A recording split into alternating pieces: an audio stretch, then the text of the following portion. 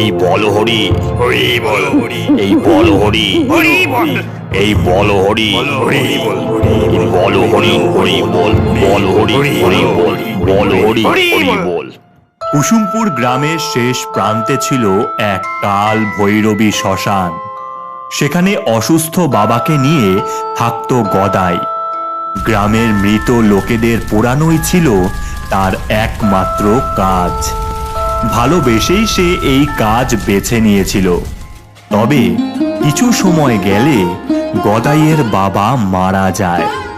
একমাত্র সন্তান হওয়ায় গদাইকেই তার বাবার মুখে আগুন দিতে হয়। বাবা বাবা, তুমি ছাড়া আমার কেউ ছিল না বাবা। বাবা, সেই সেই সেই তুমি আমার ছেড়ে চলে গেলে বাবা। আমার কি হবে বাবা, আমার কি হবে বাবা?